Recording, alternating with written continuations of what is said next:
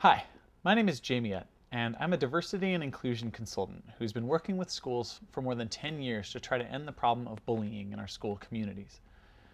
Today, I'm here to talk with you about a particular way to think about bullying in hopes that we can start to act a little bit more as whole communities, bringing together teachers, students, and parents to prevent bullying before it actually happens in our school communities. My name is Joseph Blair. I have three boys, ages 18, 11, and 8, and I am executive director of Blair Charity Group, a nonprofit organization in Tucson, Arizona. Excellent. Thank you so much.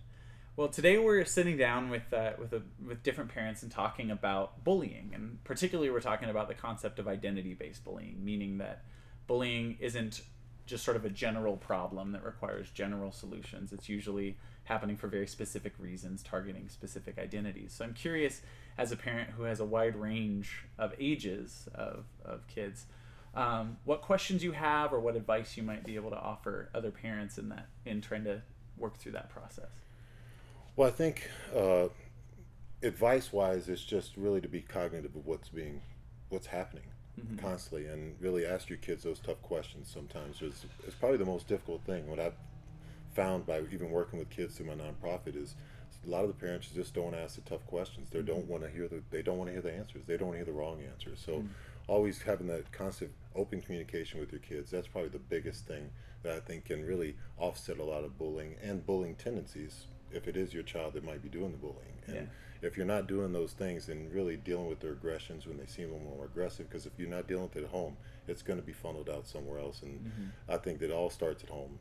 That's pretty cliche to say, but it all starts with good communication at home. And then if you're doing that correctly, then I really think that can offset a lot of the issues you'll have down the line. Yeah.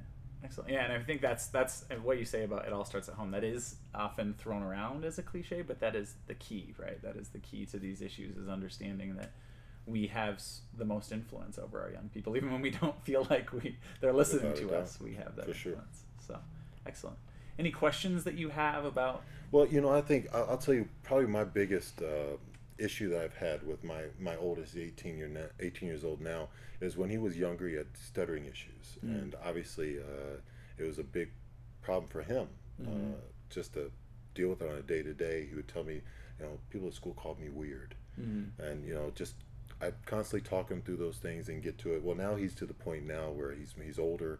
He's a pretty big kid. He's starting to excel in sports, where he's becoming more into the in crowd. Yeah. And I still see at times that he still has those tendencies of when he was young, where he kind of becomes very timid and introverted. But then when he's around his other friends and he becomes part of the in crowd, I see him start to do that with the other people that aren't on the in crowd. And I guess my major question is, how do I teach him to be more empathetic with those kids that are going through the situation that he went through? Because what he dealt with at such a young age, and now he's at an older age where kids are a little bit more growing into their own. So it can be even more traumatic or less traumatic, really depending on each individual. And just trying to offset, and I really just want to teach him to be more empathetic of the situation, of what he's went through. But at the same time, I'm happy that he's came out from where he's come from to where he is now. So I don't want to push him and say, oh, you need to stop doing that, because it might make him revert back to the introvert state that he had before. Yeah. Well, the first thing I'll say before sort of answering the question is I love the point that you're making, which is so often we treat people who are exhibiting bullying behavior, even if it's little subtle things, just pushing people to the outside of our in-group, as if they're terrible human beings, right? When the reality is that so often, study after study has shown that so often people who are exhibiting bullying behavior are doing it from their own insecurities, right? And so it's likely that, like you said, when he was younger, if he was teased, that it's coming from those lingering insecuriries when he sort of maybe pushes other people to the outside or isn't being as empathetic. And so that, first of all, I appreciate that perspective of, sort of where it might come from. But as far as addressing it, I think sort of two things are really important from what I understand from the research that I've done over 10 years of trying to prevent bullying in schools. One is if there are ways that you can think of to model for him empathy that you think might get through, I think that those are some of the most powerful lessons that we can teach as parents. And so I think about when I was a kid, I remember distinctly using language like, oh, you're such a fag and that's so gay, right? Like a lot of kids use that. And my parents never talked to me about it. They never talked about why that might be problematic. They never talked about how that might hurt other people to hear words like fag and the history of fag and faggot. And that's one example of lots of different ways that it could have been different for me, is for my parents to sit down and say, hey, like, do you understand what that word means? Like, how that might hurt people in our family or people that we know. Same thing with any sort of behavior, like trying to demonstrate. But then aside from that, the other thing is really engaging them in asking questions, like you said, asking those tough questions of hey, like I noticed that you used to hang out with so and so, and now I saw them alone at the basketball game that we went to, or to the concert that we went to. Like, what's up with that? And trying to get into, oh, well, they're not hanging out with us for X, Y, and Z reasons, and then trying to ask, well, how do you think it makes them feel? You know, getting into those tough questions. And I think the key with that is it gives them agency to make or to notice, even if they haven't, maybe they have noticed or they haven't noticed and they don't want to deal with it or whatever. It gives them the agency to begin to question that and say, oh, well, maybe I am being a little bit of a jerk based on that conversation I had with dad or with mom. And that's a tough conversation to have, because again, you don't want to make them feel like they're a jerk and make them revert.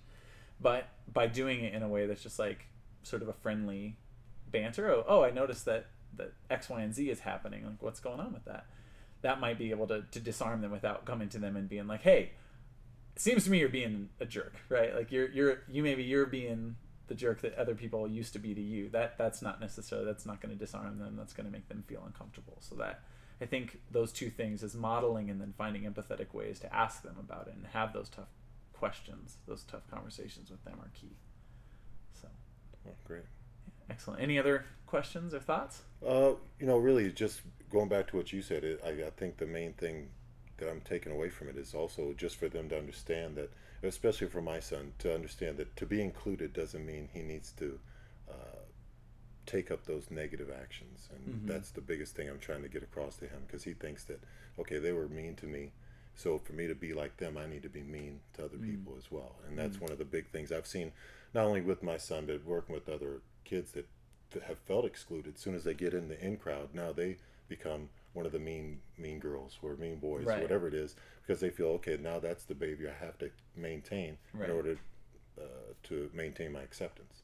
So that's one of the key things that I think is also important, and I'm glad that we got to talk about all this. Yeah. Well, and one more thing that you might consider sharing with him is that when I do the student leadership training around being an upstander and changing their own behavior, I say there's three kinds of upstanders. One is what I call a social normer, somebody who tries through their own positive behavior to change the social norms of their groups or of the people that they're around, right? Demonstrating, leading by example. Another is an interrupter, and that's often the scariest one, meaning that if you see someone being a jerk to someone else, you interrupt it and talk to them about it, right? That can be scary.